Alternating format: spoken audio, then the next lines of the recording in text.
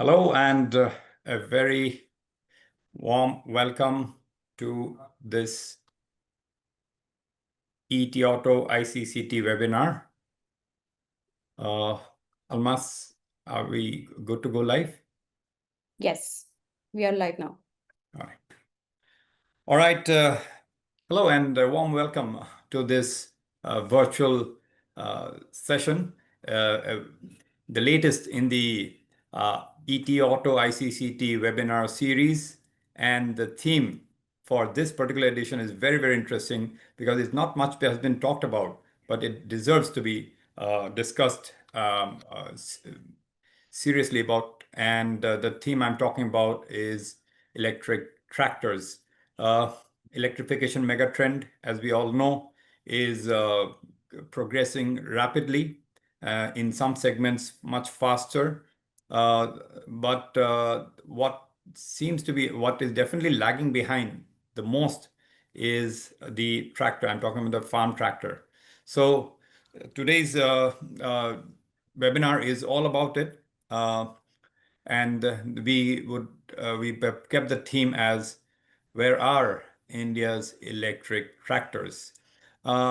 We have seen quite a few of them in terms of makers of farm tractors showcasing electric tractors in terms of concepts or almost a production-ready version. And we also have a set of startups who showcased their electric tractors. Some of them have made some seeded some volumes in the market. But as I was talking about, the electrification megatrend is one of the largest, if not the largest, among all the megatrends. But however, it's not reflected, or at least not reflecting yet in the farm tractor segment. As we all know, India is very bullish about the future of electrified vehicles, and the government, in its latest most recent initiative called the PM drive, has allocated around 10,900 crore of rupees to be spent over 2 years on the promotion of electric vehicles in different segments. However, what is to be noted is that there is no specific mention of electric tractors there, though there are arguments in favor of electrification in the farming sector, in farm tractors. So that is what we will try to understand and delve deep into what are the challenges and also prospects for electric tractors, because India, as we all know, agriculture remains the backbone of our economy, and tractors are at the heart of agricultural mechanization. Yet, even as India witnesses rapid growth in electric mobility across all vehicle segments, as I mentioned, electric tractors remain notably absent from the fields. One could argue they are not totally absent, yes, but if you can't call, let's say, Vahan data shows that less than 16 or less than 20 electric tractors were registered. So that doesn't qualify as a presence, definitely not as a significant presence. So in this session, we have a very unique opportunity to kind of delve into the reasons behind the gap, examine emerging technologies, and also explore the policy and market dynamics that can help shape a cleaner, more efficient farming future. So without further ado, it's my honor and a pleasure to introduce the guests, the speakers of this webinar, starting with Mr. Rajesh Aggarwal, who is the Additional Director in the Industries and Commerce Department of the Haryana government. Welcome, Mr. Aggarwal. We are also joined by Pankaj Goyal, co-founder, AutoNext Automation, and his fellow electric tractor maker, Anup Shrikant Swami, who is the CEO of Moonrider. Glad to have you both. And we are joined by Amit Bhatt, Managing Director of ICCT, and his colleague, Arvind Harikumar, who is a researcher. So when there's a researcher in the panel, we would like to take a deep dive into the theme in question here today, which is electric tractors. So let's get Arvind Harikumar on this virtual stage for his presentation. The stage is yours, Arvind. Thank you, Sumanta, for flagging off the webinar. I'll quickly share my screen.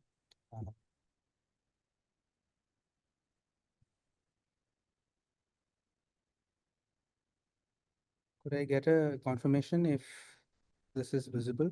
It's visible. You may want to make it full screen. Yeah, one second.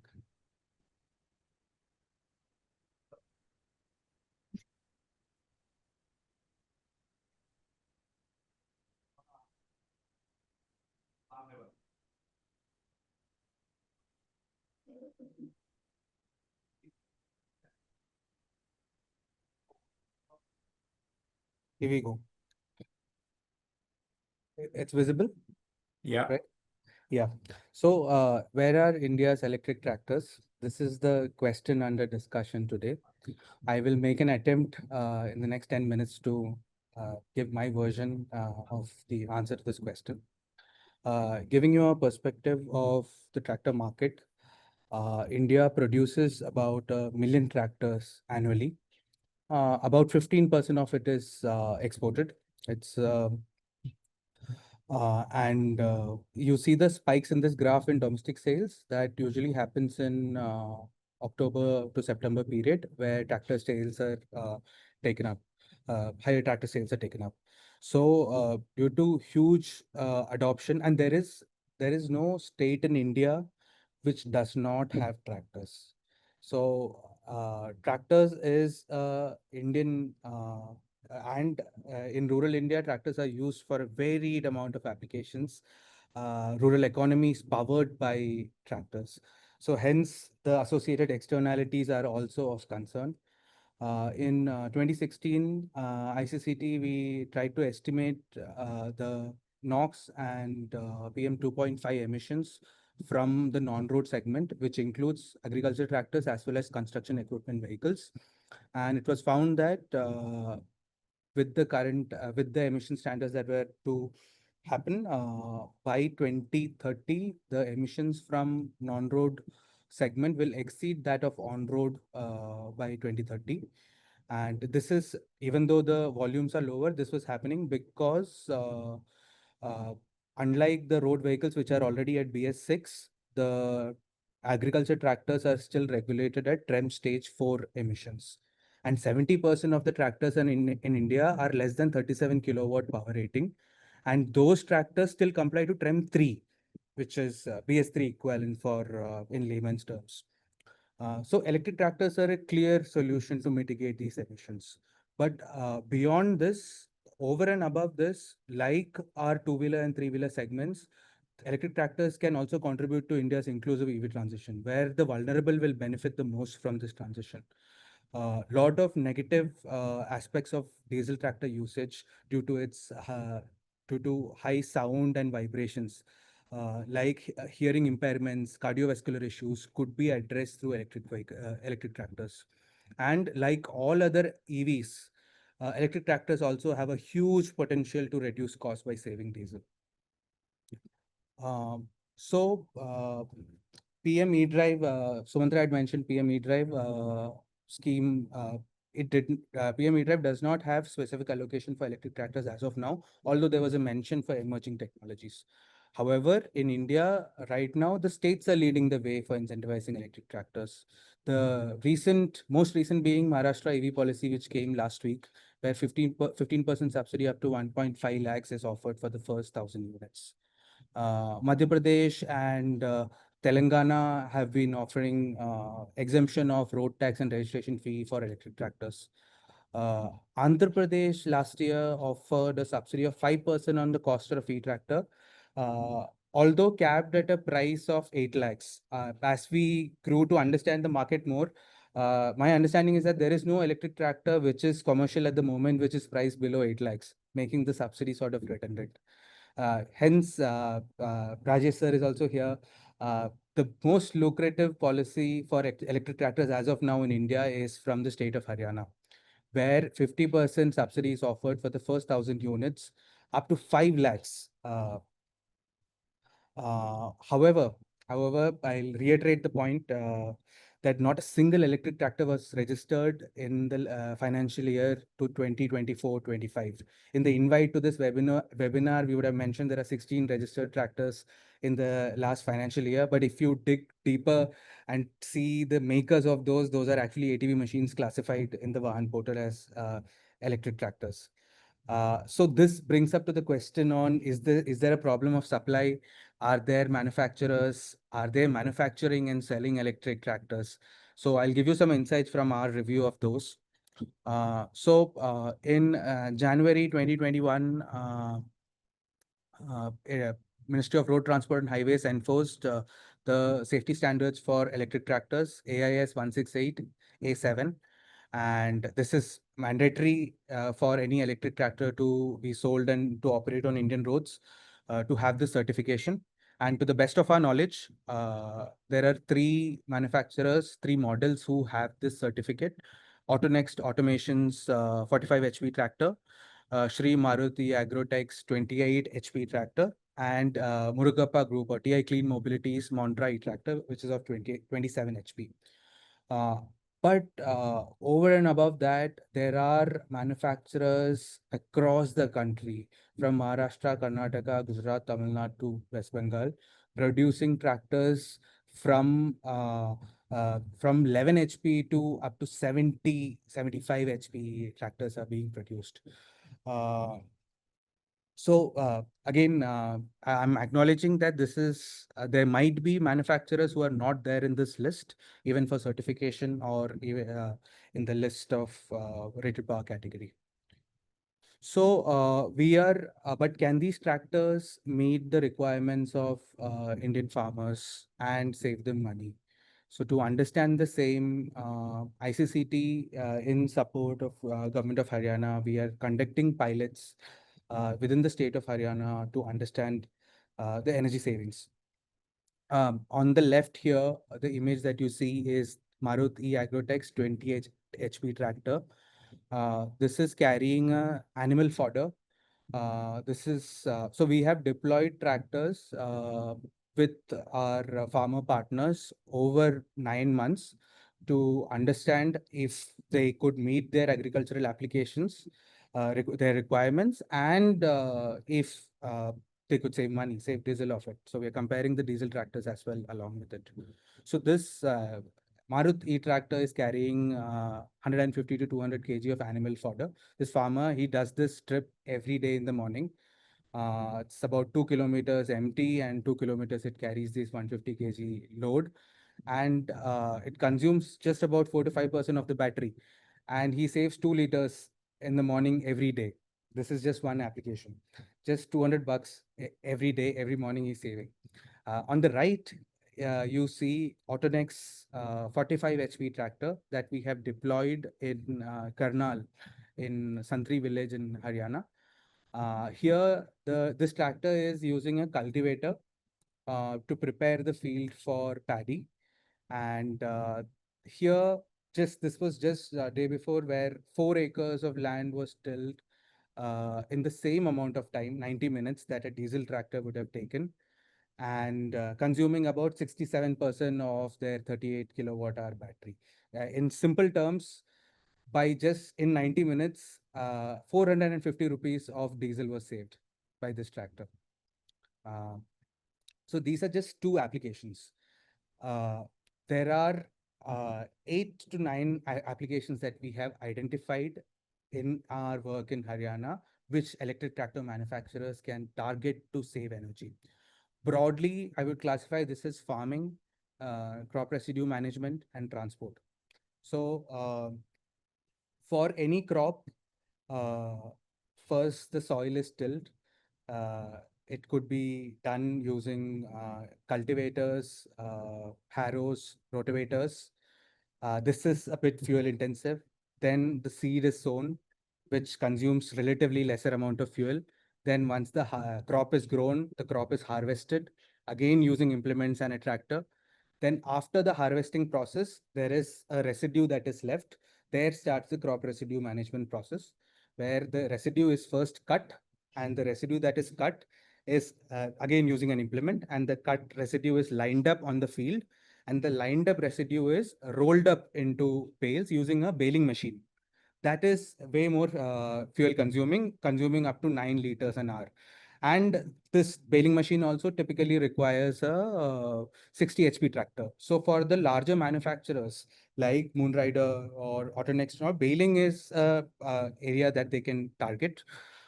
Then these rolled bales, the second image over here, what you see, these rolled bales are stacked on top of each other to be eventually transported and sold.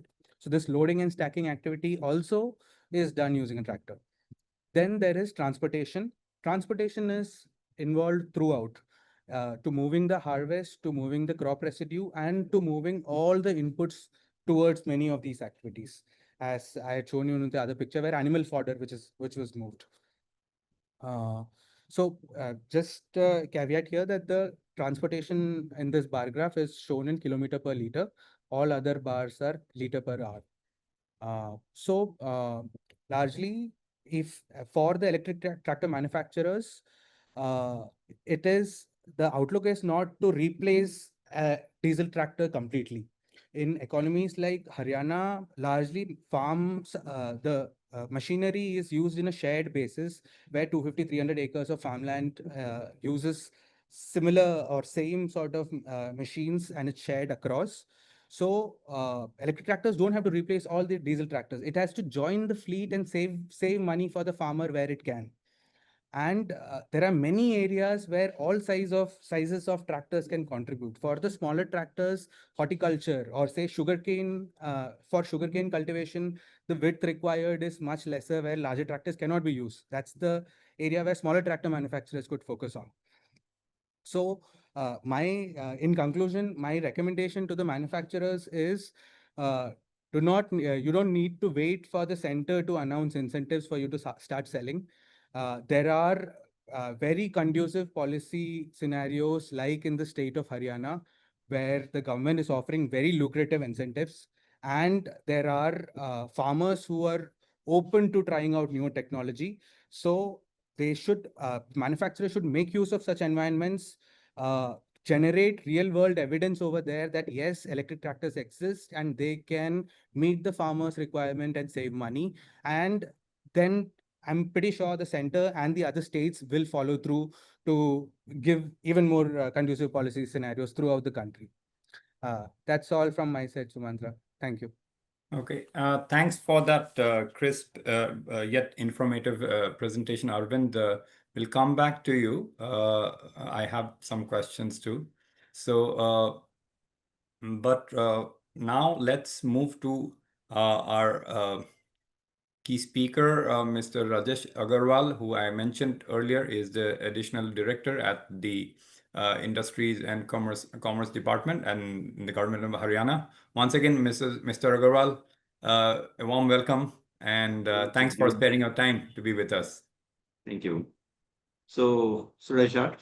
Yes, please, your initial remark. Good afternoon to all the panelists. I would like to thank ET Auto and ICCT to inviting Government of Haryana on this very important webinar, so that the thought process of state government can be shared with the stakeholders as well as industries, so that the policy can be taken far ahead. So first of all, I would like to brief something about the policy of the state government. Government of Haryana has come with an EV policy way back in 22, approximately 2.5 years back. And in this policy, we have considered all the three segments which are vital for the EV segment to flourish. Haryana सरकार ने सबसे पहले इसमें जो manufacturers हैं उनके लिए भी इसमें इंसेंटिव्स का कंडीसिव एनवायरनमेंट का प्रोविजन किया है. And second is the users. तो यूजर जो एंड यूजर्स हैं उनके लिए भी इंसेंटिव बायर्स का इसमें इंसेंटिव बायर्स के लिए भी इसमें इंसेंटिव्स का प्रोविजन किया है. And third is the main important is the charging infra, because without charging infra, nobody will be like to go for this electric vehicles. तो हमारी जो पॉलिसी है इसमें हमारे बड़े ही अच्छे हमने इंसेंटिव, जैसे बताया इन्होंने, आईसीटी से बताया गया कि हरियाणा सरकार की जो पॉलिसी है उसमें हमने मैन्युफैक्चर के लिए बहुत सारे इंसेंटिव्स इसमें रखे हैं। जैसे कि हमारे कैपिटल सब्सिडी का है, हमने डिफरेंट जो हमारी चाहे माइक्रो इंडस्ट्री है, चाहे वो मीडियम इंडस्ट्री है, लार्ज इंडस्ट्री है, इवन मेगा इंडस्ट्रीज के लिए हमने स्पेशल कैपिटल सब्सिडी का प्रोविजन किया है, which very from 15-20 lakhs to 20 crore। तो हम अगर मान लें कोई मेगा इंडस्ट्री हरियाणा में सेटअप करती है, उसके लिए हमारा एक स्पेशल प्रोविजन भी है कि हम अदर देन पॉलिसी हम स्पेशलाइज कस्टमाइज इंसेंटिव्स भी हम उनको प्रोवाइड करते हैं। There are many industries which come to Haryana, specially in automobile sector, like Maruti. You must be knowing Maruti is coming with a very big plant in district Sonipat, Firgoda. Approximately 20,000 CR they are investing in that. One of the biggest plant of Asia. They will be producing, I think, 10 lakhs vehicles per year. Sorry. So, in addition to this capital subsidy, we are providing, if they are purchasing land, we are providing stamp duty, we are providing SGST, we are providing this employment subsidy also if they are employing the people of Haryana. So this is the first base, because अभी तक हमें जैसा लगा है कि electric tractors में industries आगे नहीं आ रही हैं, जैसे भी बोला गया। तो मेरी जो भी हमारी इंडस्ट्रीज हैं, जो भी पैनल में है या जो भी पैनल में नहीं है, जहां तक भी ये हमारा वेबिनार की रीच जाएगी, तो मेरी सभी इंडस्ट्रीज से यहाँ पे मेरी यही रिक्वेस्ट है कि हरियाणा की जो पॉलिसी है वो बहुत ही लिबरेटिव पॉलिसी है। तो हरियाणा का अदरवाइज भी जो एनवायरमेंट है, वेरी कंड्यूसिव एनवायरमेंट है। तो अगर हरियाणा में वो इलेक्ट्रिक मैन्युफैक्चरिंग की प्रोडक्शन स्टार्ट करेंगे, तो नेचुरली इन इंसेंटिव्स के थ्रू जो ट्रैक्टर की कॉस्ट आएगी, वो कॉस्ट भी बहुत कम हो जाएगी, और जो एंड यूजर तक वो ट्रैक्टर देंगे, जो अभी, क्योंकि अभी तक फार्मर्स के मन में ये है कि जो हमारा डीजल ट्रैक्टर है वो कंपेरेटिवली चीप है, और अगर मैं इलेक्ट्रिक ट्रैक्टर पे जाऊंगा तो that will be slightly higher. But with the help of this incentives to the industrialist, इनकी भी जो ब्रेक इवन पॉइंट है वो कम आ जाएगा, and the tractor can be provided to the end user at a substantial prices, so that कि उसका जो है हमारा एडॉप्शन हो जाएगी। इसमें पॉलिसी में इवन हमारा एक और भी प्रोविजन है कि जो ऑलरेडी इंडस्ट्रियलिस्ट हैं, जो कोई कंपोनेंट्स बना रहे हैं या जो व्हीकल्स बना रहे हैं, अगर वो डीजल या पेट्रोल व्हीकल्स बना रहे हैं and they are switching to this electric vehicle, whether tractors बनाए या कारें बनाए, तो उसके लिए भी हमारा कन्वर्शन के लिए भी हमारा जो है इसमें प्रोविजन किया गया है। इसमें instead of this, in addition to this, हमारा इसमें हमने जो ह्यूमन रिसोर्स डेवलपमेंट के लिए भी, एचआरडी के लिए भी इसमें कुछ प्रोविजन रखा है, सेंटर ऑफ एक्सीलेंस के लिए भी प्रोविजन रखे हैं, और प्लस जो हमारा अगर कोई हमारा वो बनाता है, आर&डी सेंटर बनाते हैं, जैसे कि आर&डी की अभी बहुत जरूरत है इसमें, ये जो हमारा सेगमेंट है ईवी सेगमेंट, इसमें अभी भी और ज्यादा हमारे इन आर&डी की जरूरत है। तो उस चीज को भी ध्यान में रखते हुए हमने इसमें आर&डी का भी एक प्रोविजन रखा है, सो दैट कि जो भी इंडस्ट्री आर&डी अपना करना चाहती है इस पे, उसको भी हम इसमें इस पॉलिसी के थ्रू इंसेंटिवाइज करें, सो दैट कि इस सेक्टर में और ज्यादा से ज्यादा आर&डी हो, और इसकी जो भी लोगों के दिमाग में थोड़ा सा एक अभी कॉन्फिडेंस की कमी है, उसको हम जो है और उसको वो कर सकें, उसको फेस कर सकें, उसको कम्प्लीट कर सकें। इन एडिशन टू दिस, ये जो हरियाणा की हमारी जो पॉलिसी थी, इसमें हमने, जैसे मैंने बताया, इंसेंटिव बायर्स हमने रखे हैं। हमने कारों के लिए भी इंसेंटिव बायर्स रखा है, इवन हमने हाई एंड कारों के लिए रखा है, क्योंकि हाई एंड कारें जो है, हमने हमारी जो पॉलिसी है उसमें 40-70 लाख की जो कारें हैं, उसके लिए भी हम एक बड़ा लिक्रेटिव इंसेंटिव दे रहे हैं। 15% तक की जो कार का है, वो हम, जैसे मान लिया किसी ने अगर 70 लाख की गाड़ी खरीदी, तो 10 लाख रुपए तक हरियाणा सरकार उसको दे रही है, सो दैट की एडॉप्शन जो है व्हीकल्स की, ईवी के एडॉप्शन जो है वो फास्टर हो जाए इस केस में। जैसे कि ट्रैक्टर्स के बारे में अगर हम आज की बात करें, जो आज का हमारा टॉपिक है, तो ट्रैक्टर्स के लिए हमने उस टाइम पे, जो हमारे ऑनरेबल डिप्टी सीएम थे, वो रूरल बैकग्राउंड से थे, तो उनका एक विशेष, जब ये पॉलिसी बन रही थी, तो उन्होंने एक विशेष इनपुट दिया इसमें कि हमें ट्रैक्टर्स को जरूर इसमें इंक्लूड करना चाहिए। वो he was very visionary leader. तो उन्होंने उसी टाइम पे, आज से 2 साल पहले ही, इस प्रोविजन को इस पॉलिसी में डलवाया कि हरियाणा सरकार को, बीइंग ए एग्रीकल्चर स्टेट, तो हरियाणा में जो है हमें ट्रैक्टर्स को, जो है इलेक्ट्रिक ट्रैक्टर्स को प्रमोट करने के लिए पॉलिसी में प्रोविजन रखना चाहिए। तो उसमें हमने एक बड़ा अच्छा प्रोविजन रखा। जैसे मैंने आपको व्हीकल्स में बताया, कारों में बताया कि पॉलिसी में 10% या 15% का प्रोविजन है, बट ट्रैक्टर्स के लिए हमने एक बहुत ही अच्छा लिक्विडेटिव प्रोविजन रखते हुए उसमें 50% तक हम उसको लेंगे, कि अगर कोई किसान, अगर कोई फार्मर जो है इलेक्ट्रिक ट्रैक्टर खरीदता है, तो हम उसको 50% तक सब्सिडी सरकार के थ्रू सरकार उसको देगी। और उसमें भी हमने कोई लिमिट नहीं रखी है कि वेदर जो ट्रैक्टर है वो चाहे वो 8 लाख का है, वो चाहे ट्रैक्टर 15 लाख का है, चाहे वो 20 लाख का है। हालांकि हमने उसमें एक सीलिंग कर दी है उसमें कि मैक्सिमम 5 लाख तक का देंगे। लेकिन जैसे मैंने कुछ स्टेट्स में देखा है कि कुछ स्टेट्स की पॉलिसी में जो है वो ट्रैक्टर की भी सीलिंग कर दी गई है कि ट्रैक्टर का जो कॉस्ट होगी वो अगर 8 लाख हो गई, 6 लाख हो गई या 12 लाख होगी तभी हम सब्सिडी देंगे। पर हरियाणा में हमने ऐसी कभी कोई सीलिंग नहीं रखी है कि वेदर ट्रैक्टर जो वो चाहे 6 लाख का है, चाहे 8 लाख का है, चाहे 15 लाख का है, तो हम उसमें सब्सिडी देंगे, 50% तक की सब्सिडी दे देंगे, सब्जेक्ट टू मैक्सिमम 5 लाख का। तो ये प्रोविजन हमने इसमें हमारी पॉलिसी में रखे हैं।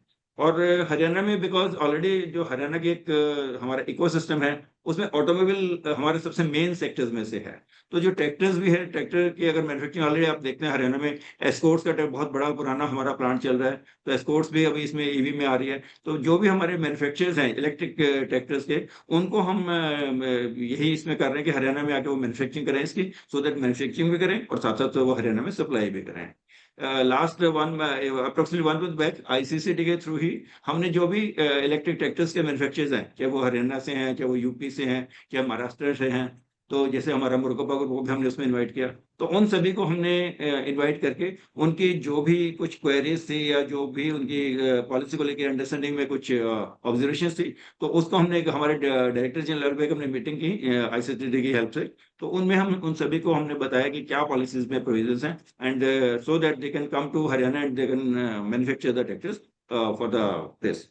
तो अभी जो मेन इसमें इशू है ट्रैक्टर्स का, वो यही है कि मैन्युफैक्चरर भी अभी थोड़ा सा हेजिटेट कर रहे हैं बनाने में, और दूसरा फिर नेचुरल जब मैन्युफैक्चरिंग होगी उसके बाद डीलर, क्योंकि डीलर नेटवर्क भी चाहिए। अभी तक कॉन्फिडेंस बनाने के लिए किसी भी फार्मर को, उसको लगता है कि मैं ट्रैक्टर परचेज तो कर लूंगा बट मेरे को आफ्टर सेल सर्विस भी चाहिए मेरे को। तो डीलर का एक नेटवर्क जब तक नहीं बनेगा तब तक लोगों में कॉन्फिडेंस थोड़ा नहीं आएगा। जहां तक चार्जिंग की बात है, हरियाणा के हर एक गांव में बिजली पहुंची हुई है, चार्जिंग इंफ्रा वहां पे अवेलेबल है। और हरियाणा में दूसरा हमारा जो है कि हरियाणा में जो अगर हम एचपी की बात करें, किलोवाट की बात करें, तो Haryana is on highest number. 5.4 kilowatt per hectare के हिसाब से हरियाणा में ऑलरेडी फार्मिंग की हमारी ये कैपेसिटी है इसमें। तो ये सारी चीजें हैं इसमें। और ऑटो का जैसे मैंने बताया, हरियाणा में ऑलरेडी ऑटो का हब है हमारा। मारुति अपने हमारे में बहुत बड़ा, उसके साथ एंसिलरीज, उसके अप्रोक्सीमेटली मोर देन 200 एंसिलरीज तो अभी खरखोदा जो नया प्लांट लगा रहे हैं वहीं पे ही हमारी आ रही है एंसिलरीज, जो मारुति के ही विसिनिटी में आएंगी। तो एक बहुत बड़ा इकोसिस्टम ऑटोमोबाइल का बन रहा है, उसमें tractor one of the also one of the this auto component, auto vehicle. तो इस इन सब चीजों के से देखते हुए हमारी जो है, मतलब इसमें ये सोच से दूसरा हमारा ये जो ईवी में ट्रैक्टर्स को इंक्लूड करने का था उसमें, क्योंकि ऑनरेबल प्राइम मिनिस्टर का भी एक हमारा एक वो थॉट है कि हमने जो फार्मर्स हैं उनकी इनकम को डबल करना है। तो बेसिकली जब अगर इलेक्ट्रिक ट्रैक्टर की इनिशियल कॉस्ट जरूर थोड़ी ज्यादा है, लेकिन अगर हम उसको सब्सिडाइज रेट पे दे देंगे तो उसकी जो जनरल डीजल ट्रैक्टर की कॉस्ट है उससे भी कम आ जाएगी। And running cost, as all of we know कि रनिंग कॉस्ट तो इसकी ऑलमोस्ट निल है, इसकी बहुत निग्लिजिबल है। तो that will substantially help to increase their income as per the vision of honorable prime minister. Second main pollution का तो है ही है इसमें, जैसे हम सभी को पता है कि हम जो हमारी ये थॉट है कि ईवी को जितना हम प्रमोट करेंगे तो पॉल्यूशन को हम उतना ही ज्यादा हम कंट्रोल कर पाएंगे। एनसीआर में तो ऑल वी नो कि एनसीआर में तो हमारी जो है ये पॉल्यूशन का जो इशू है that is a very big issue. NGT भी इसको देखती है, सीए क्यों है जो वो भी इसको मॉनिटर करती है कि हमारा जो दैट लेवल है, जो एक्यूआई लेवल है, that should be controlled. So other than this, जैसे कि मैंने बताया कि बाकी स्टेट्स को मैं तो यही कहना चाहूंगा इसमें कि जो पॉलिसीज बनाते हैं, जैसे भी आपने सभी ने हमें डिस्कस किया, आईसीसी में भी डिस्कस हुआ, तो मतलब ये आपने भी बताया कि जो पीएमई ड्राइव है उसमें अभी तक हमारा जो है इसका प्रोविजन नहीं है ट्रैक्टर्स का। तो ट्रैक्टर्स का प्रोविजन अगर उसमें किया जाएगा तो in in addition to Haryana other states में भी ई ट्रैक्टर्स का जो है वो टेकअप बढ़ेगा इसका। तो हमने तो ऑलरेडी हरियाणा में कर लिया है, बाकी स्टेट्स भी अगर इसको ले, और कुछ स्टेट्स ने जैसे प्रोविजन डाला है, लेकिन मेरे ख्याल आई थिंक अगर इसमें हम लिमिट ना रखें, जो भी पॉलिसी मेकर्स हैं ऑन स्टेट से, अगर वो पॉलिसी बनाते हुए इन चीजों को ध्यान में रखें कि प्रैक्टिकली कि जो ट्रैक्टर है अवेलेबल है मार्केट में वो सर्वे करें, उस सर्वे के बाद देखें कि कितने प्राइस का ट्रैक्टर अवेलेबल है, तो उसके अकॉर्डिंगली हमें मतलब जो भी लिमिट्स लगाएं वो प्रैक्टिकल लिमिट्स लगाएं, इम्प्रैक्टिकल लिमिट्स लगा के तो that is not a good idea like that. And बाकी तो हमारा जो भी है सर आपको this, so this is from my side. Okay. Thank you very much. Thank you very much, Mr. Aggarwal.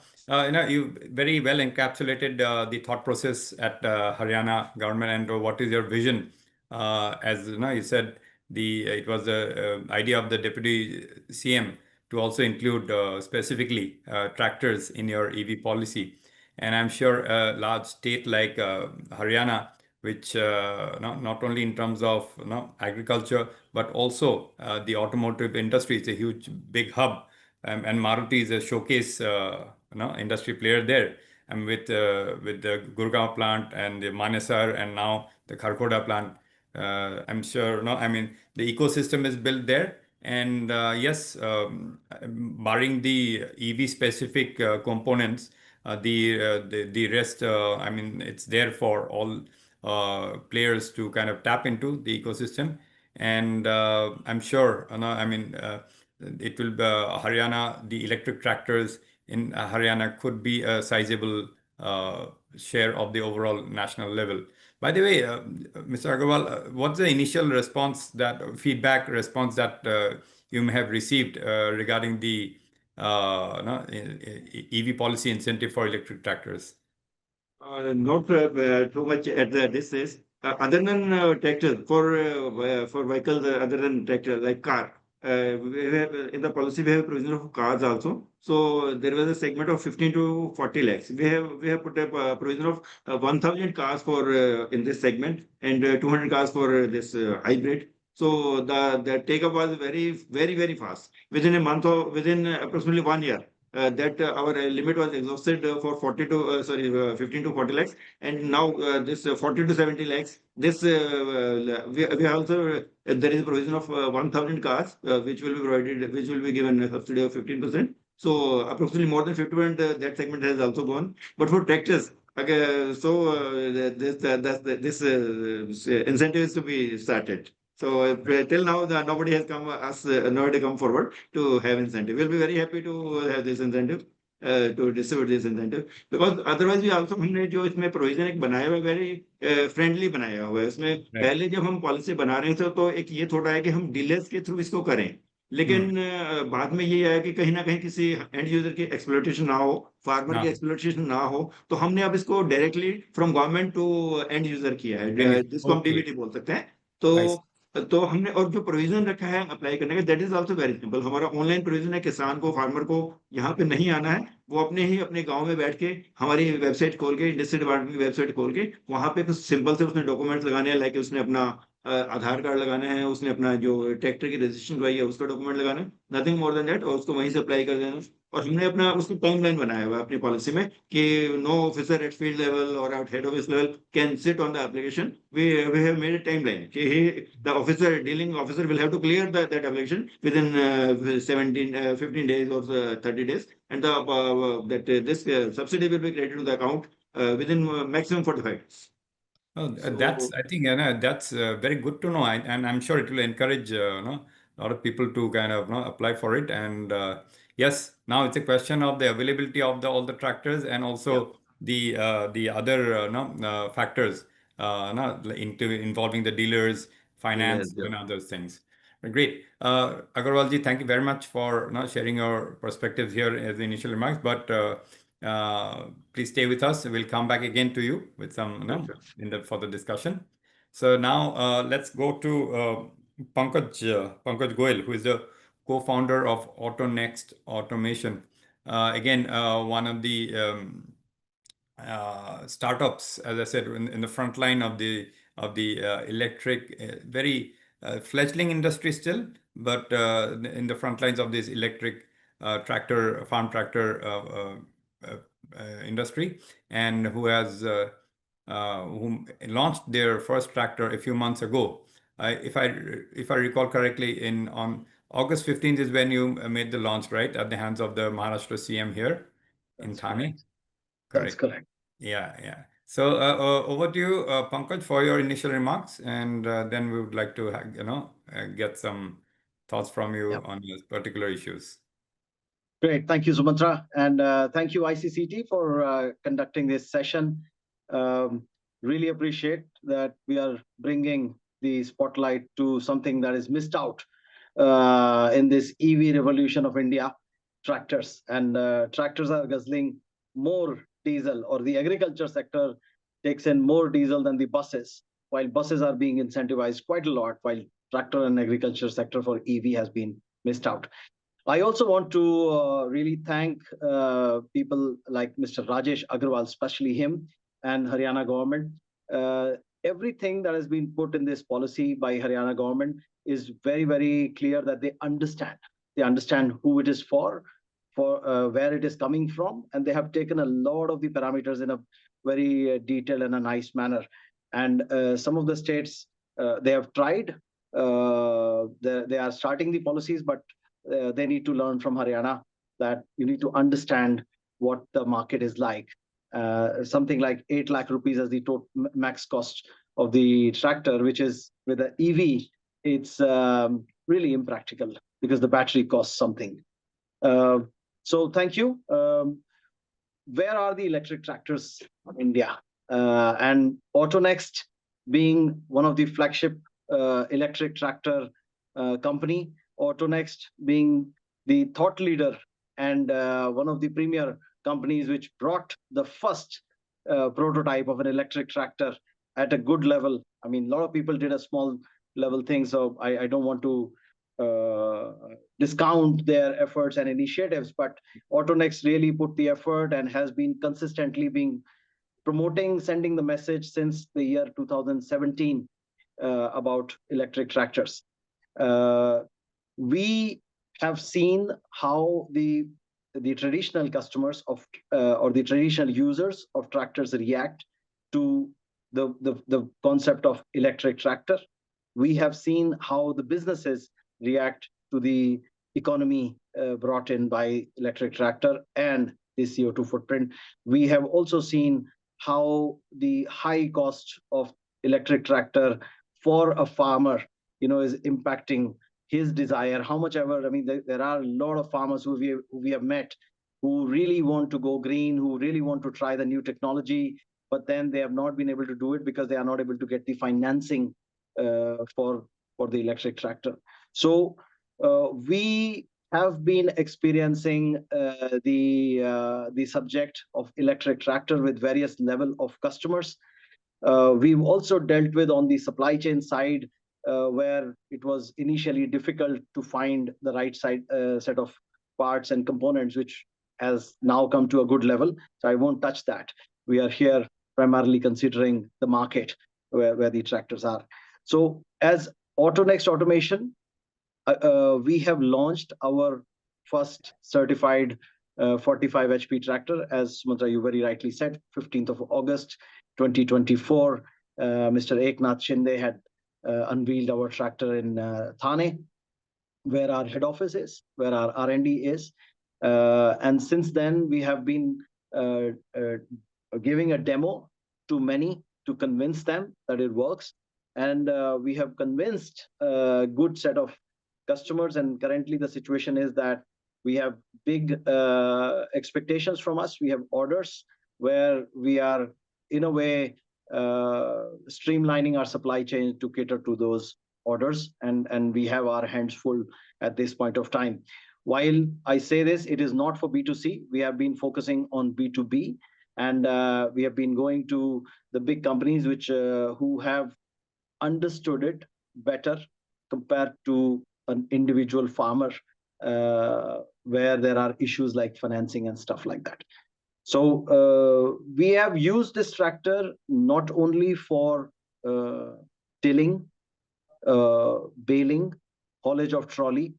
We have also put front loaders, which can carry 800 kilo of payload, which has been deployed quite heavily in the carrying the bales, stacking the bales, and in the biomass industry for being part of the complete manufacturing process for either it is densification or it's CBG or it's biomass energy plants, you name it. Our tractors are also becoming the productivity means for some of the companies, where we are helping them save crores of diesel spend, and also in that process save the CO2 footprint for them, get them what is called as the green money, so the green funding for a lot of these companies. With Arvind taking a very good lead and ICCT taking the lead on this, we have now tractor deployed with farmers who are using it for various applications, and we intend to try all kinds of different farming applications with ICCT, while we have already done our trials. You mentioned about baling before. Our tractors have been used for balers. We have in one full charge, we have taken out 400 bales with the tractor and the baler standing with a this 25 to 30 kilo bales, square bales that I'm talking about. We've also tried the other type of balers. So in terms of the attachments, our tractor, we have tried almost everything. It's just that compared to a diesel tractor, an electric tractor always has a limited battery. Unlike the diesel, you can keep the can ready and fill it. While in case of electric tractor, you can keep another swappable battery ready, which our tractor is capable of. You need some arrangement around, and it can work continuously. So people who have used our tractor for the first time, they have been very surprised that electric tractor, where the notion is that it'll be a flimsy, small, little, tiny thing, which will not be able to carry the load, thanks to a lot of the showcasing of the small startups which have shown their very small tractors. Our tractor is a full size 45 to 50 HP equivalent tractor, which pulls 15 tons of load, and in a regular way we recommend it for 10 tons of load. We do 7-foot rotavator, 7-foot width rotavator. We do 11 tine tiller. We do all kinds of different attachments with our tractor, giving Arvind already mentioned some of the early results of the trials, which the results come directly, not pushed by us or proposed by us. This is already seen by them. In just with 60% of the battery usage, they were able to save 450 to 500 rupees worth of money in just 60% of the charge. So we are seeing good success. Our customers, our users are really pleasantly surprised with the power that it is able to provide, all the jobs that it is able to do. So we are quite excited. In terms of the registration, so we have started registering our tractors now. So the Vahan will start to tick as well. I hate to see 24, 25 no registrations. It was taking us some time to get. We have almost 100 tractors out there in the field, and now we are starting to, for next 3 months, about 100 a month, start to produce and deliver 100 a month, and then we from September onwards we will have the capacity of 200 a month, which we clearly see that it's going to be consumed. Coming to our plans, so we have launched the 45 HP. It's working. We have upgraded it. We have done a number of things on the transmission while in the initial phase of feedback. We are already working on the 60 HP. Our prototype for 60 HP has already been tested. It's going to be landing in for certification in ICCT or ARAI very soon. And we believe that in 2 to 3 months' time, we will have 60 HP also available in the market, which has 1.5 times the battery capacity compared to our 45 HP. So the range is going to be 1.5 times, and of course the power. So we are very, very bullish. We are very positive. We are backed up by good investors who are, before we ask, they've been, coming back and asking us to put more money and go faster in terms of our capacity expansion, etc. So being a startup, we don't have the issues of capacity expansion. Or now coming to the service, there was a point that was mentioned that you need to have, Aggarwal Saab mentioned that you need to have dealership. and people are little concerned that they will buy the tractor, but then it will not be serviced. Right now, we have tractors in Hoshiarpur, Prayagraj, Nagpur, Vadodara, Jamnagar, Kakinada, Rajamundry, number of places in Rajasthan, MP, right from north all the way to mid-south. We have our tractors deployed, and we are able to have the issues addressed at 24 to 36-hour basis.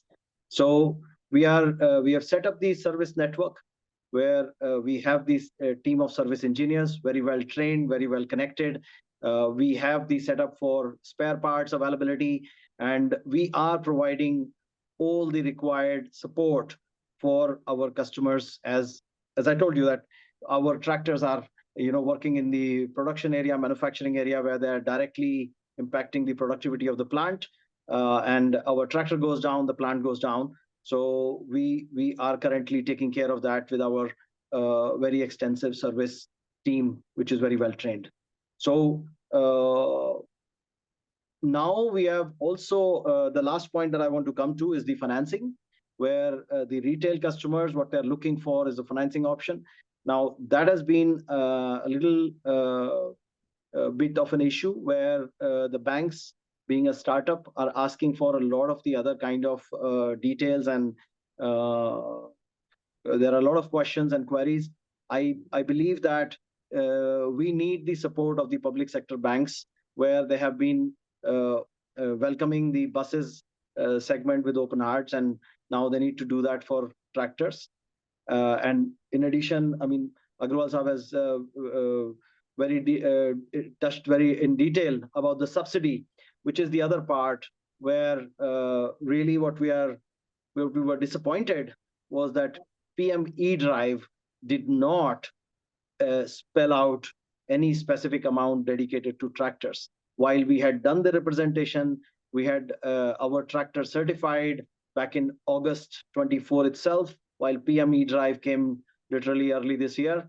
And we had also requested some of the people in the ministry, and we were asked to make a association, as they do not take representation from individuals. So this has been a concern, and that's kind of our request and ask. And using this platform, we want to communicate that we need that support. While as the warriors for technology in India, people like Anup here, I mean, we are doing our job to bring what we can and fighting the fight. Thank you.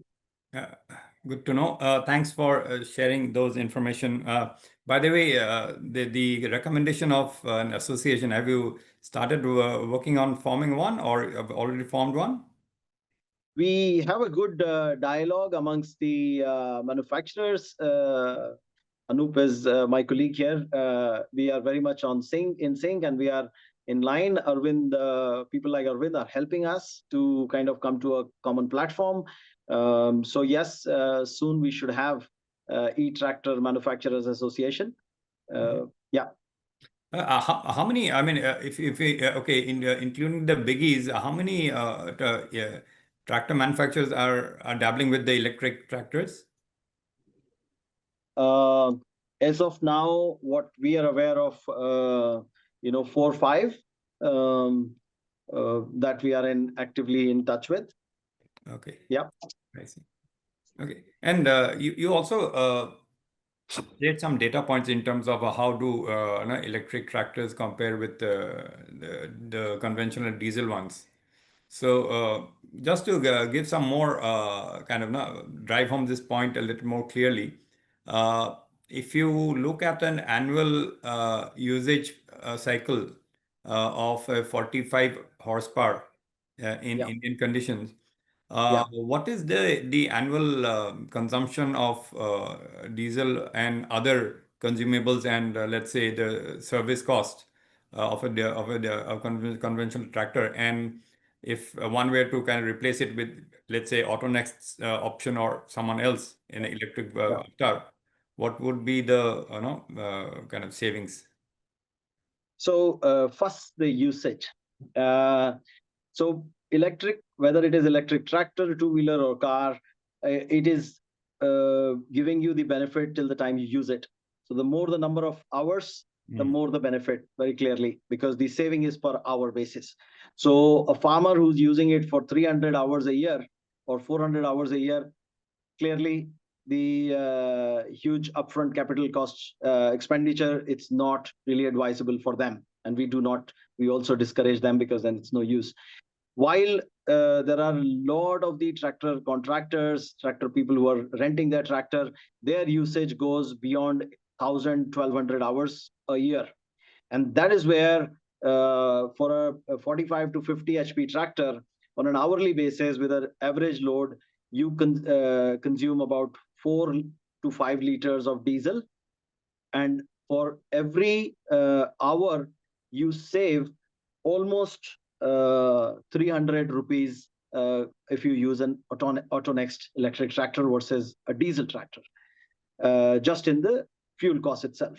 So if you are looking at 1,200 hours of annual usage, you would save somewhere in the tune of 3.6 lakhs, 1,200 into 300, 1,200 into 300, simple maths. And if your usage is higher, then it is all the more higher. Coming to and depending on the application, actually, if the application is more heavier, then the diesel consumption is higher. While in case of electrical, it does consume the battery faster, but not as much. So the heavier the usage, the more saving you make with electric, because the torque on the electric tractor is higher. So the consumption is not 1:1. This is our deep observation in all the different applications that we have been running.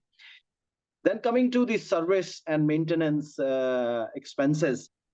So typically a tractor is serviced at 200 hours, where you change the oil filter, you change the diesel filter, you change the air filter, and you do some of the other things. Now, in case of an electric tractor, there is no, and the engine oil filter, sorry. So there is no diesel filter, there is no engine oil filter, there is no air filter. So all the three you save. Then all the different oiling and repair that you need for the thousands of moving parts inside an engine, you don't need. Motor is meant to be sealed for life, 10, 15 years. And that is the only moving part inside the electric motor. So there is no spending of money or labor and the wear and tear that you get in all these parts. So in the initial year, where there is no engine wear and tear cost, you just have these engine oil, diesel filter, diesel filter, and the air filter that you save every 200 hours. And which could be to the tune of, say, anywhere between 15,000 rupees plus for an average user who is doing 5 services in a year. So in case of electric tractor, all of this money that you save. I'm not here counting the oil filter, which is common in our tractor, AutoNext tractor. There may be other tractors where they do not use that with the regular conventional tractor. So when you have run the diesel tractor for 3-4 years, the engine starts to require a lot of other kind of maintenance. I have been with Maruti Udyog, I have been with Devu Motors. I understand the automobile engine very well. And you do have to, for heavy application like tractor, you do have to sometimes get वो बोलते हैं हिंदी में engine रवा कराना पड़ता है और bore कराना पड़ता है. So you have to change the piston rings, you have to sometimes change the piston, you have to change the cylinder lining, and those are like heavy expenses, and still your engine is not back to 100% efficiency. So those, after 3-4 years, those kinds of big expenses you can save with an electric tractor that is on top. So yeah, that's my take in total. And last quick point is, what's the life of your battery pack? So the current battery pack that we have, it's 6,000 to 6,500 charge recharge cycles. Every charge you use it for 4 to 5 hours. So sorry, it's 1,500 charge recharge cycles. So it's about 6,000 to 6,500 of usage. So if your average use is like 1,200 hours a year, it's easily 5 years. And after that, you just have to change the cells. You can retain the electronic, which is at today's price level, it's going to cost you about 2.5 to 2.7 lakhs for cells. While we know that cells are following the reverse curve, and the price of cells are dropping every 6 months basis. So we believe that in 3 to 4 years, this cost of these cells may be half, if not more. So yeah. Okay, now let's come to your fellow electric tractor maker, Anup, who, as I mentioned earlier, Anup Shrikant Swamy is the CEO of Moonrider. Anup, haven't had much of an opportunity to interact with you earlier, but quickly run us through Moonrider and where its activities and its plans, and how do you see this space of electric tractor evolving? Let's say if you look at a horizon of nowadays we don't talk about too long term, but let's say in the horizon of 3 years or so.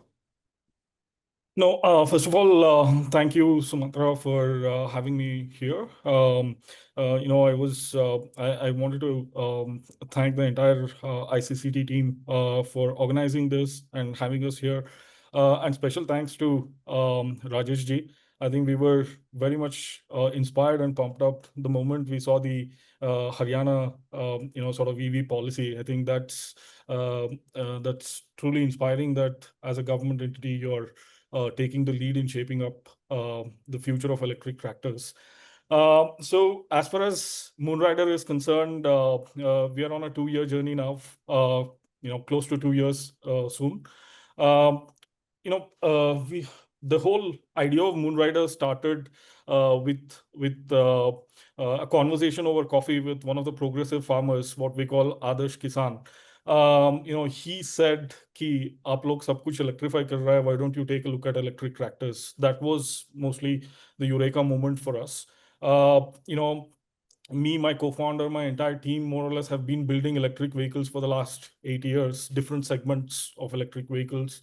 And sort of we looked into, how is this whole electric tractors? Why not there is anyone in the business of electric tractors and so on. So for that, we actually went into remotest parts of India, Southeast Asia, East Africa, and so on, like where you have similar agricultural practices.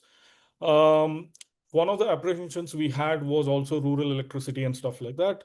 To our surprise, things have largely changed. To everyone who are listening, who feels that there is an issue with the rural electricity, it is not. So I think you'll have to go to, and quite frankly, there are energy surplus states, right? So like Rajasthan, Himachal Pradesh, all of these is energy surplus states. So in fact, they're selling energy. So that way, that gave us a lot of comfort to sort of jump in onto this and start this EV electric tractor journey. When we did the dipstick, speaking to farmers, more or less like, by now we have spoken to 400, 500 farmers across length and breadth of India, also in East Africa and countries like Thailand, Vietnam, and so on. A lot of the input came in terms of at least largely 3 things, right? So the first thing is the upfront cost. So I think upfront cost is one of the barrier for adoption we saw. And the second thing is, इसमें ताकत है क्या, right? So that's the direct, sort of. And the second thing, and the third thing largely is like, how long that the charge lasts, right? So we went into double clicking each of these things as to what does it exactly mean. And fast forward today, what I would be proud to say is that, while Pankaj and the team, it's very inspiring that folks are doing great job with AutoNext. We are the India's first sort of electric tractor to cross international waters. So as we speak, our tractors are deployed in Nairobi. It's been running. We've been getting constant feedback. We've been improving on those sort of inputs that we are getting from the customer end that we have deployed. And soon we will be sort of dispatching the next bunch of tractors to be deployed over there. Plus, as well, we are accelerating the India deployments.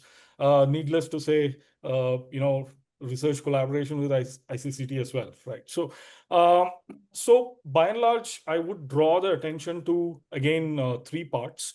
One is the upfront cost, second one is the performance, and third one is the financing, right? So when it comes to upfront cost, we are one of the very few vertically integrated organizations in the sense that we build our own battery packs. We have a patent on the immersion oil cooled active, battery pack technology, which means that we build battery packs which are under $65 kilowatt hour. So we've reduced more or less, we are more than like close to 50% of the market price of the batteries.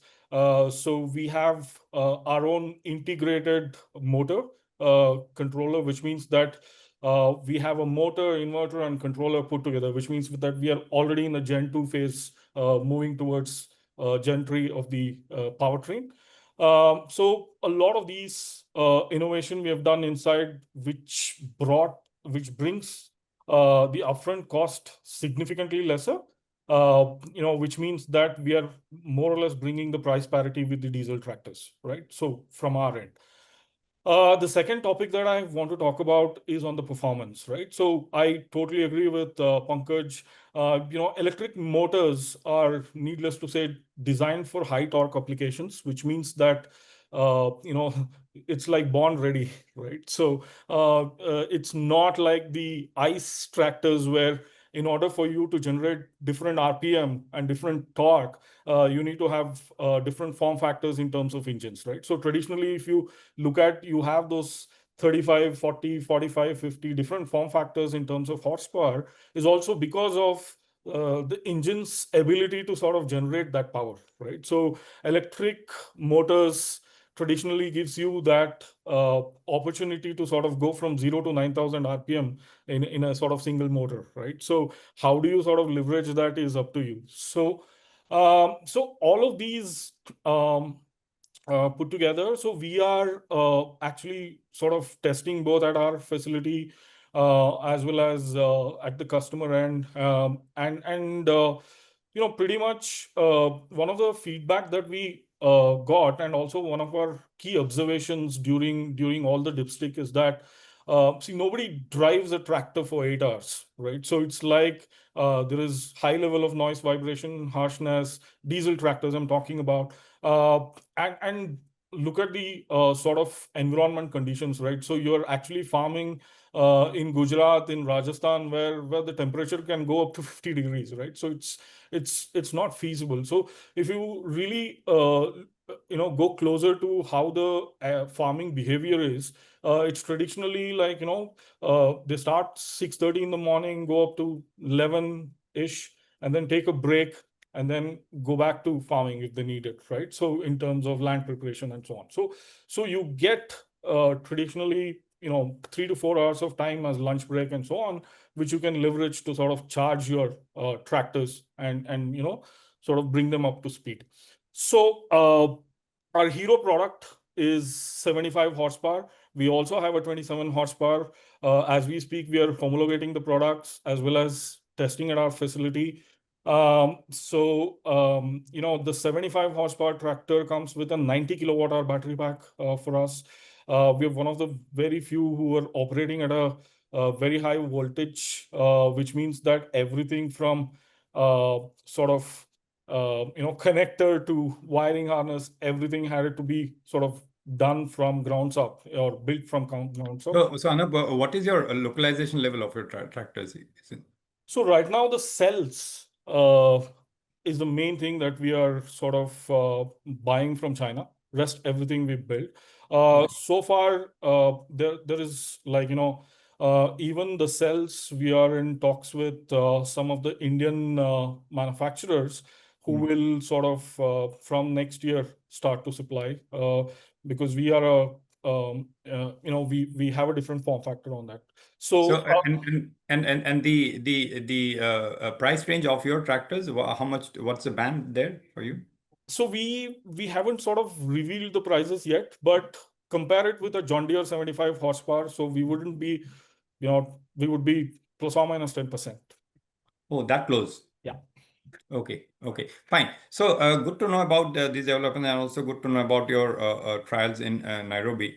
And I guess there'll be good prospects for startups like Moonrider, or be it Moonrider or Autonext, to tap overseas markets as well. But I guess it's the home ground to get some good space here. So let me now come to Amit Bhatt, Managing Director of ICCT India. Amit, your initial remarks, and and I would also, in fact, pose a question right up front, if I may, is if there are governments like Haryana government, which is really identifying farm tractors as a category also to be electrified. And Mr. Aggarwal shared very well now the kind of incentives, healthy incentives being offered. Then you had both Pankaj and Anup sharing that there is an inherent demand, may not be in thousands, but there's a fair amount of demand. But we don't see the tractors. Where is the gap, and how can it be addressed? Sumatra, I think Amit is not on the link. He'll probably lost the connection. Oh, I I see. him here, yeah. Okay, great. Okay, till he comes back again. Let me just get in and also from Pankaj understand. Pankaj, if I'm not wrong, Autonext also is dabbling with autonomous tractors, isn't it? Yes. So the company Autonomous was, electric tractors. Make it clear. yes, autonomous electric tractor. The company was started with the idea of self-drive or autonomous tractor. Kaustubh, who is 31 years of age, started this company in 2016. And the main origin of that was the pain that the tractor drivers, whether it's farmers, etc., they go through while driving, whether it is the vibration and the jerk that the spine gets to bear with, the loud noise, and also in the grapevine yards, the chemical which ends up, the spray that ends up coming on your skin, which spoil, for life. So the idea was autonomous. Not to We have mention the summer heat if it's done during the summer months. yes, and also the excessive heat. Anup also touched on, in Rajasthan, etc. Really, really, and tractor is used out in the open, and during the day hours. So and you don't do tractoring when it's raining, when it's bright and open sky. So it's mostly in India that heat issue is also there. So we are continuing to tread on that path. We have prioritized the EV for launching. So we have launched the 45 HP. We are also very soon launching 60 HP. But we continue to work on the autonomous part, where we have built a big part of the technology stack already. We are constantly under trial for that piece of technology, and we will soon be launching that also, initially for hazardous applications, for very repetitive applications, and maybe people who are able to pay for it, maybe premium, where the man hour is high, typically the Western countries, the more expensive countries. But to our surprise, when we were talking to the vineyard farmers in Nasik, they also found, if we are able to provide it at a reasonable price, they also find a good value in an autonomous tractor, because in the vineyard, you have to spray by the calendar, 2-3 times a day. Otherwise, your entire the setup which you run for almost 10-15 years. Once you put that complete vineyard, it is damaged.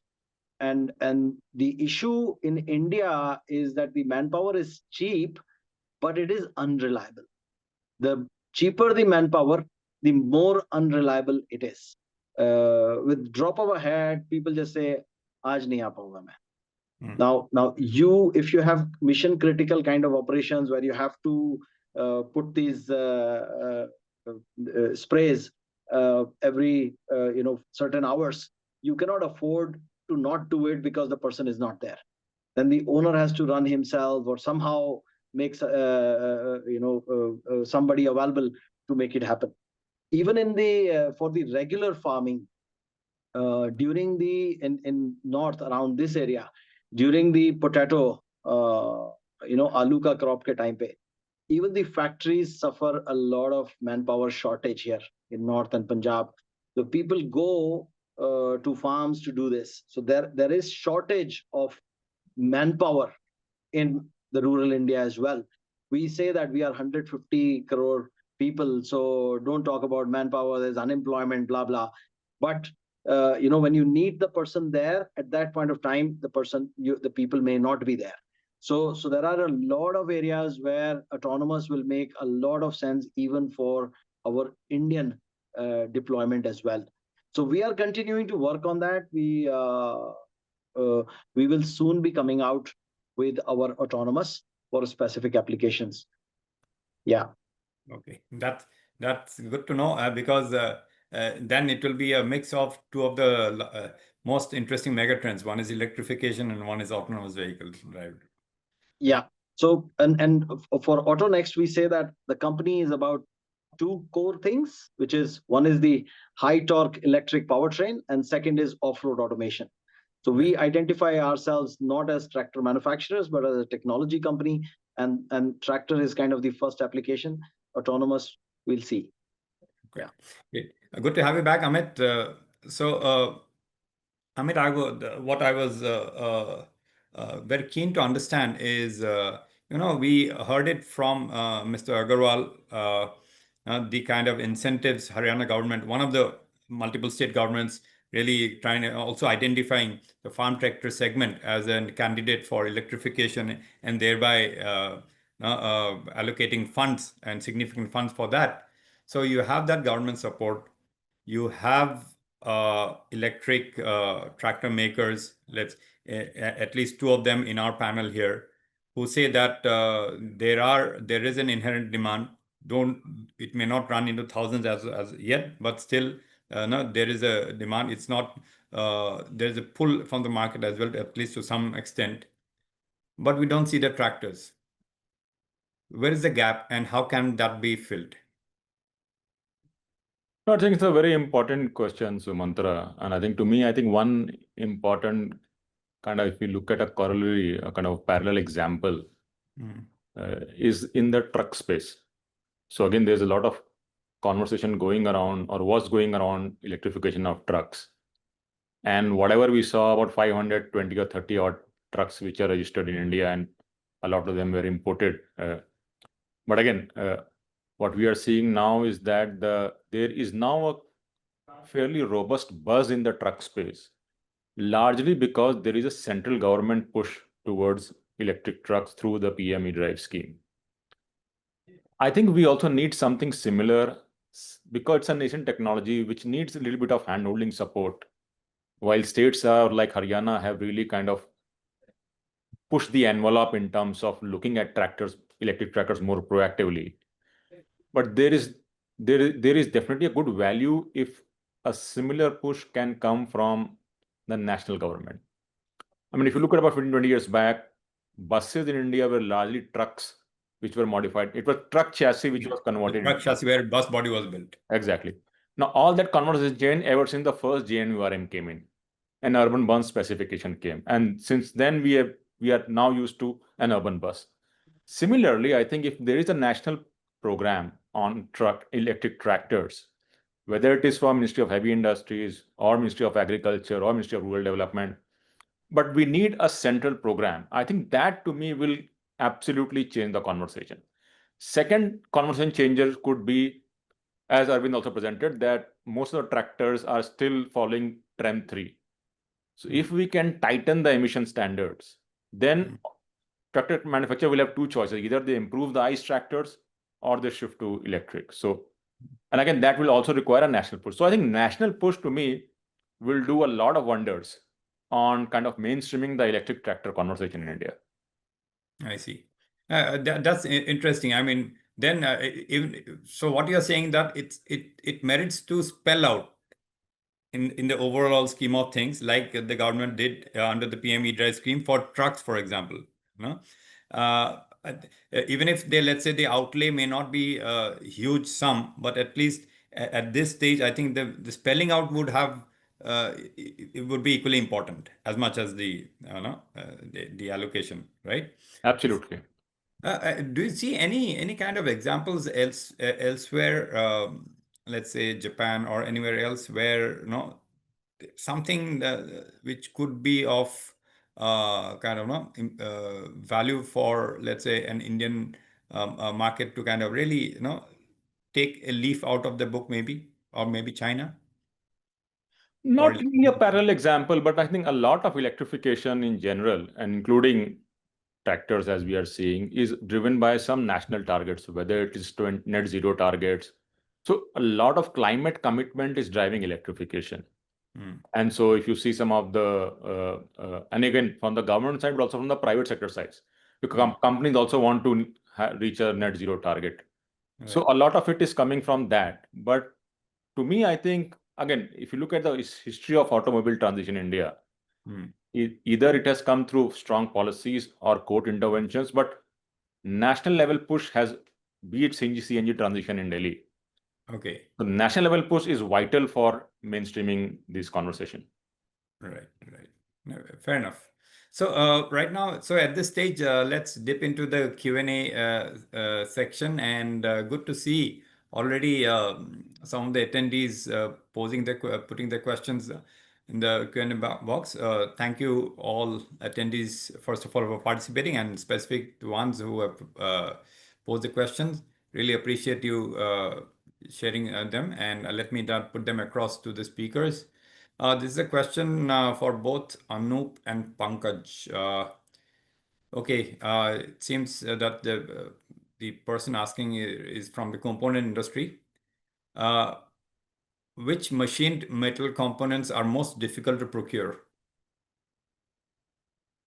Which machine components? Yeah, machined metal component. Yeah, of course, they will have to. So manufacturing is having a very interesting influencer called volume. So if you are able to project the volume, you have a lot or all the best of the manufacturers queuing up, and then you can get it done at the best, technology and the price in the market. Now, with we being startup, I don't know, I don't talk on behalf of Anup, but then for AutoNext being a startup, we have not been able to promise very high volume, and that's where the challenge little comes.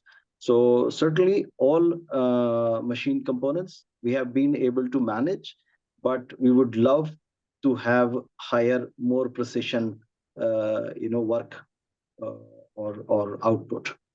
So it's a challenge. Right. Anup, anything from your end?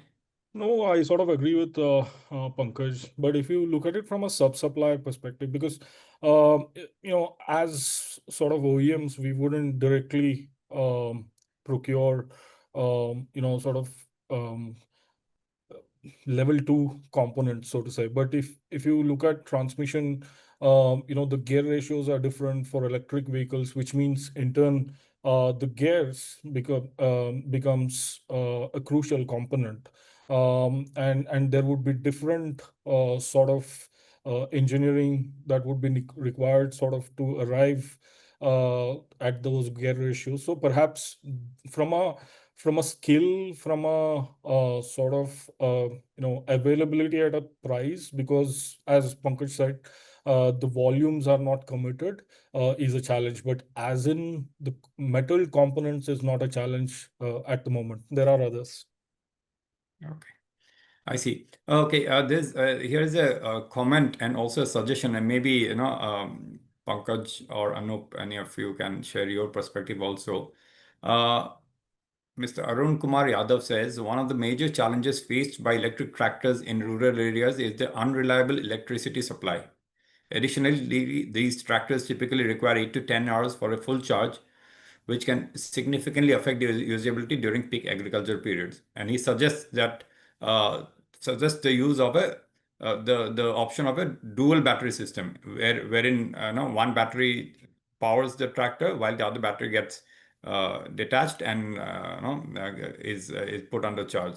So, do you think this? What do you think about this kind of option and both in terms of, let's say, the tackling the challenge of power supply and also this suggestion of a dual battery setup.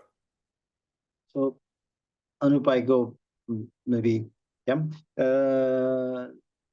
My take on the behavior of our farmers and the things in rural, they are the best entrepreneurs. I was very surprised when I started to be in the villages for building my school before or for the tractors. I have so much respect. When you have scarcity, when you do not have resources, you put all kinds of ideas, and in India it is called jugaad at the end of the day. But all these people are very, very innovative. Other thing that I'm trying to say is when there is a need, people find a solution. So far, the electricity has primarily been required for irrigation, nothing else in farming, or very little else. Now, when we start to have tractors and when we start to need electricity in these areas, it will happen. We already see that, like Anup said, many of the states are already surplus power producers, and the power is really available. Mr. Aggarwal told that in Haryana, all the villages are getting power, and especially the Krishi Bahulya, or the ones who are leading on the farming, they have good electricity reaching the villages. So I really think that once the usage of the electric tractor starts and it becomes part and parcel of the earning, living, the electricity departments will fall in place, the routines will fall in place, and there will not be power outage. Okay. Yeah, maybe adding on to Pankaj, if you look at a 3-year horizon, right? So broadly, if you look at the question, there are 3 parts. The first one is when it comes to fluctuation, the fluctuation has 2 parts. One is on the charging, other one is whether your tractors can handle that, right? So for instance, the BMS, the very reason the battery management system is there in the tractor is to manage those fluctuations. Now, when it comes to charging during the fluctuations, right? So at least as far as moon riders are concerned, Yeah. so we have 3 different types of charging. It's the home charging, you have the AC fast charging, and then the DC part, right? So along the way, if you see over the next 3 years, you will have infra which is developed in the rural areas where you will have those DC fast chargers. Our tractors can be charged in 30 minutes. As an architecture, it supports 30 minutes rapid charging. So that addresses a lot of your concerns on the range anxiety side. Now, between now and the 3 years, there are solutions available like hop charging, right? So nowadays you have those Maruti Omni filled with a 100 kilowatt hour battery packs where you can do battery to battery charging and all of that. So there are different business models that are coming up, which would be in some sense deployed where we don't see, I mean, those are edge cases, right? So which goes beyond 8-10 hours of farming. So those are edge cases. So those are like, managing more than 16 acres of land preparation at once. So these are the areas which will have access to those hop charging solutions. Whereas 80% of India is mostly like, 3 to 6, 7 acres of land, which can be managed in a single charge. So that addresses a lot of the concerns actually. Mm-hmm. Okay. So coming back to, I didn't address the part of the question that you said about the swapping of the battery. So for sure, our tractor has been designed in such a way that the battery pack is right in the front. And with just a few clicks, the existing battery can be decoupled and a new battery can be put in. So in about 15 minutes time, you can swap the entire battery and you can go. The only thing is that it costs additional, and if you have a very high usage, certainly it makes sense, because then you're saving money on hourly basis for this extra spend that you do. So Arunji, for sure, solution hai, and economically viable bhi hai. And actually, we are discussing with some of the customers dual battery setup, even on the trolley, or dual battery setup for like the swapping for tractor, because then their usage is like 24/7. They can't stop. It's mission critical. Yeah. Okay. So another question is, it's a valid one. It says that due to the advanced technology in an electric vehicle, I mean, in the electric tractor, there could be challenges of skilled manpower to operate in rural areas. So, so how will this affect the overall this adoption? At least probably I can take this to start with. Yeah. Okay, so you know, I'm sure at least as far as us is concerned, so if we go back to the drawing board, you know, we went with the first principles as to why should a tractor should look like a tractor. And probably our first sketch was looking like more a dirt bike, right? So, but it draws a lot of behavioral change with the farmers, so we didn't change. So if you look at broadly, that was one of the feedback as well from the farmers, that already electric tractor is a behavioral change. So we do not want the anything around the form factor to be changed. So if you look at it that way, so you still have the gears, you still have those levers to operate the sort of hydraulics. Everything remains the same, except that you need to charge instead of putting the diesel onto the vehicle. So there's not much of a change when it comes to driving as in. Yeah. Just to add to please. Anup, Sumatra, if I may. Again, the same thing. So we have also taken care of this aspect that tractors are in remote areas. They should be able to be serviced. All the mechanical pieces can be serviced by an existing diesel tractor mechanic. So the transmission, the PTO, all the interface for the attachments remains the same. So in terms of training, the only thing that you need is, typically what we've observed is drivers press the pedal of diesel tractor and listen for the sound and the vibration, which when they do it on our tractor, they are just wasting the battery, because they neither will hear the sound nor the vibration. So this is where we need to train them, and that is the only training in terms of the usage. Now, when it comes to maintaining the tractor, as I said, yes, the electronic systems, there are different set of competency which is required, which in any case we are providing door to door. And though there also, it's not rocket science. We can have technicians trained in different regions. Once the fleet becomes large, we intend to have technicians in each of these areas, and they will take care of the fleet in that local area there. Okay. Another question is, given the rising energy demand, especially in the rural areas, are there any plans to equip electric tractors with V2G or vehicle to grid, or even broader, or even a broader V2X capabilities? So, if I could take that, we are already working to give V2L. We've already done the trials, so we are not talking about V2G yet, which is also possible. It's just a matter of the inverter that you have in between that to be tuned. So our current setup, we are already planning to give V2L, and when you have a 40 kilowatt hour pack, you can literally run the entire house for the whole night or the whole evening on the tractor. So that is possible. Okay. Same is true with the 90 kilowatt hour battery pack. Yes. Okay.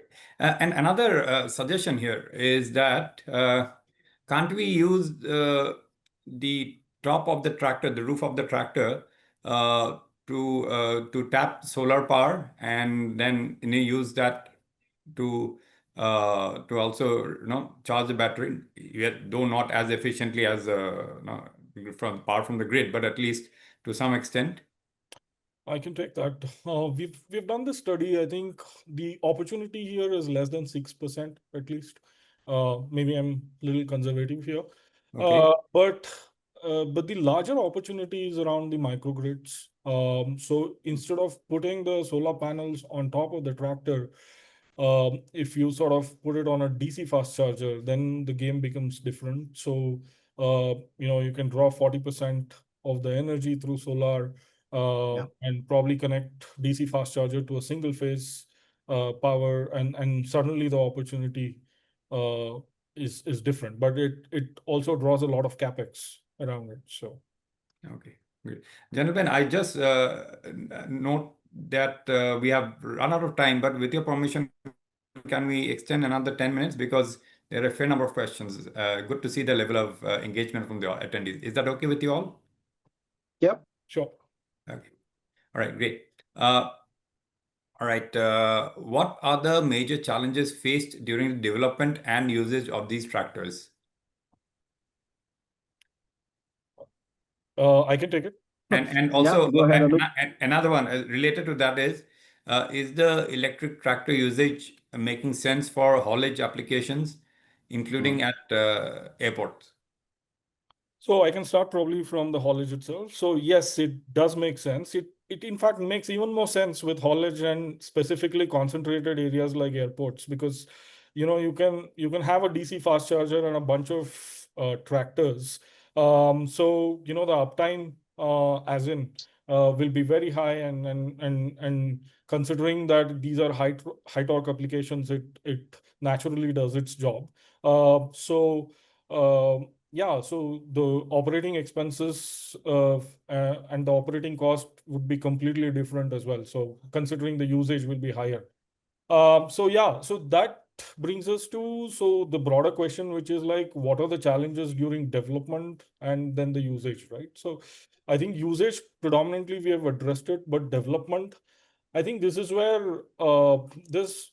So if you look at level 2, level 3 components, right? So if you're building a tractor grounds up, like a sort of a born electric platform types, so which means that every small components you'll have to either design, or you depend on whether it is Taiwan or somewhere else, right? So especially I'm talking about connectors and all of these. So the supply chain, the constraints around supply chain right now. So even though India has been at the forefront of a lot of innovation, broadly it is around scooters and three-wheelers, which operates at, let's say, 48 volt, at the max 60 volt type of architecture.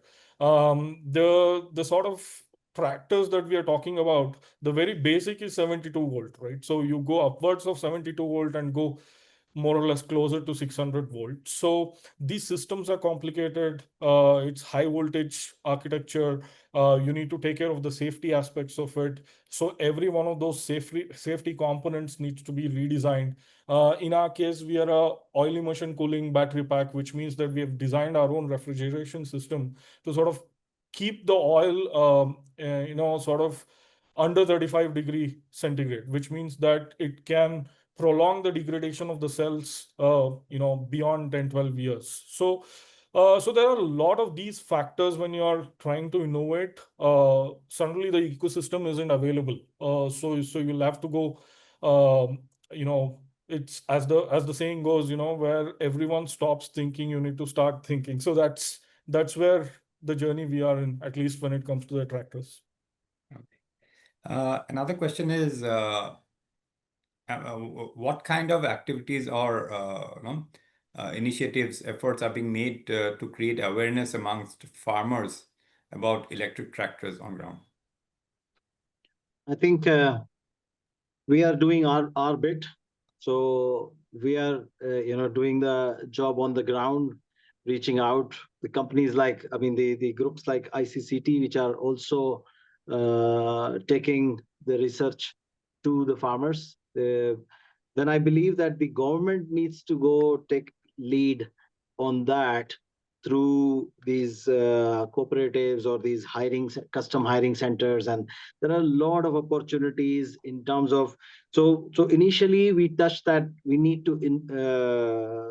Aggarwal Sahab was talking about increasing farmers' productivity to double. And 30% to 35% of his cost of production is diesel.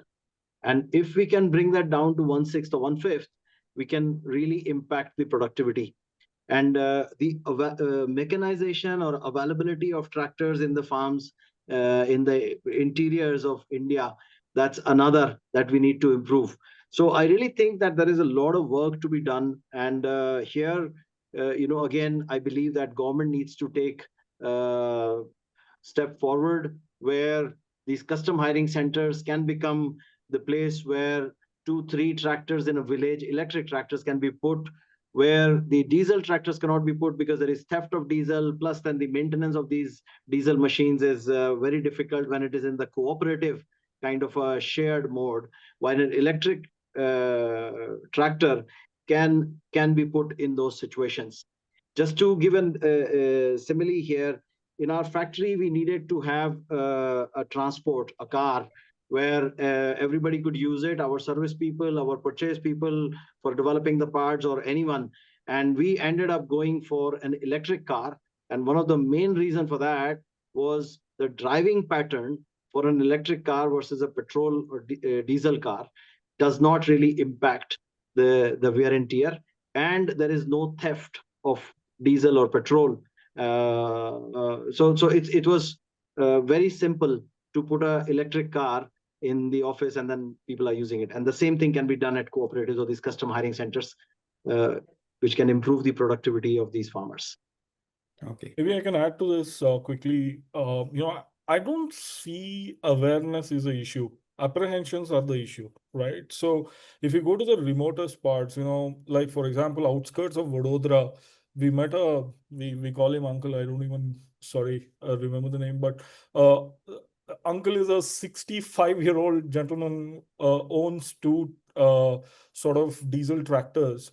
The guy is always hooked onto YouTube. There are farm channels available. There is farm influencers, right? So I always take this example. There's a guy called Jugnu who's a farm influencer who did a sort of, a product sort of unboxing of this John Deere tractor, diesel tractor, and he got 7 million views from the farming community, right? So it's usually us with the corporate background and consulting and so on. So we sort of always sit in the Bangalore, Pune, and Mumbai and sort of look at India in a different way. But the rural India are hooked to reels, shorts, YouTube. Yes. So awareness is not an issue. Apprehension is.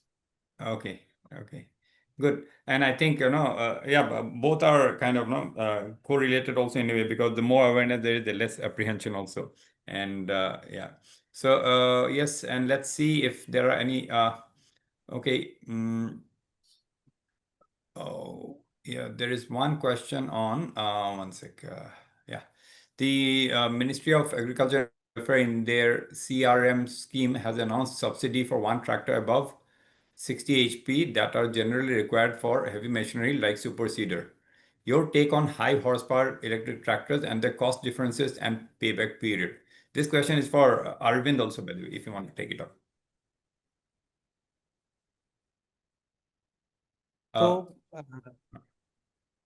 So there is, as we've been discussing, the electric EV incentives come from Ministry of Heavy Industries.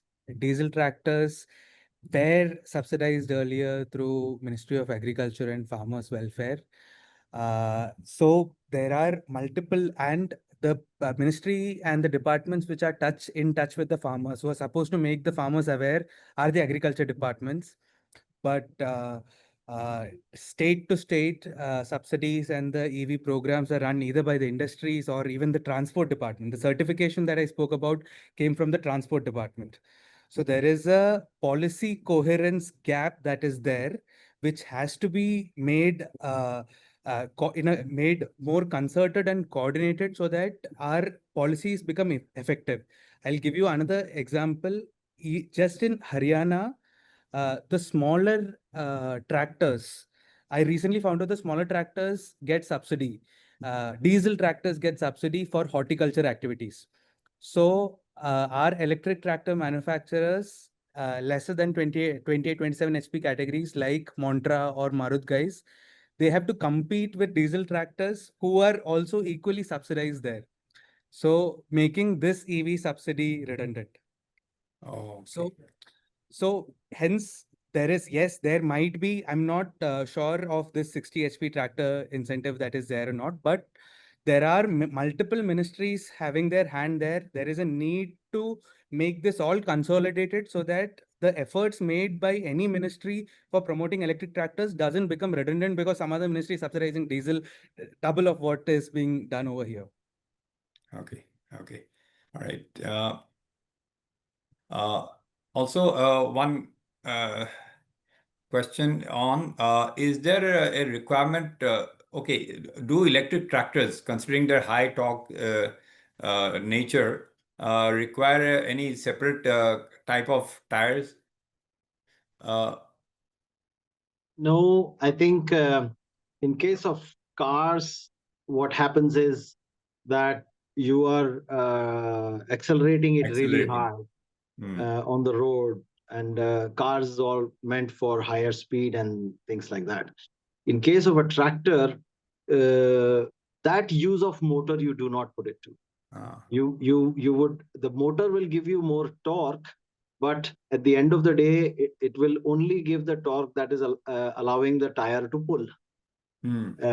If the load on the tire is not enough, it will skid in case of smooth surfaces. So that is where maybe you will have more wear.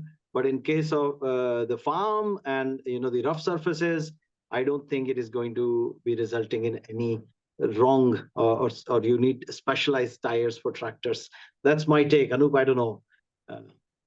No, I totally agree with you. Yes.